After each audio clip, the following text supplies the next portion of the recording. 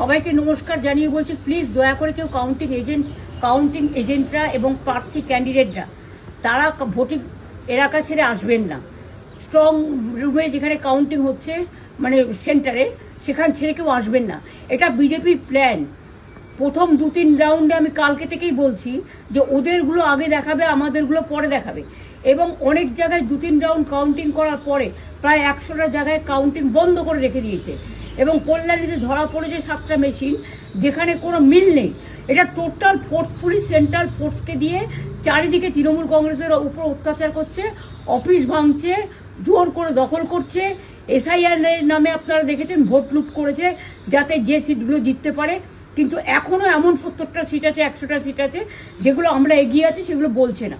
টোটালটাই মিথ্যে নিউজ খাওয়াচ্ছে। আগে ডিআইসিও এই খবরগুলো দিত, কিন্তু তাকে কালকে চেঞ্জ করে দেওয়া হয়েছে।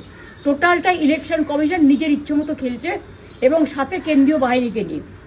এবং আমাদের পুলিশরা টোটাল মাথা নত করে কেন্দ্রীয় বাহিনীর আন্ডারে কাজ করছে। সুতরাং আমি আমাদের কাউন্টিং এজেন্টদের, আমাদের সমস্ত পার্টির কর্মীদের বলবো, অত মন খারাপ করার কারণ নেই। আমি বলেছিলাম সূর্যাস্তের পরে আপনারা জিতবেন। 3 রাউন্ড 4 রাউন্ড কাউন্ট হলেও এটা 14 রাউন্ড থেকে 18 রাউন্ড কাউন্ট হয়, তখন আপনারা জিতবেন। Wait and see, watch. আমরা সবাই আপনাদের সাথে আছি, আপনারা কেউ ভয় পাবেন না, নিশ্চিন্তে থাকুন। আমরা বাঘের বাচ্চার মতো লড়াই করে যাবো।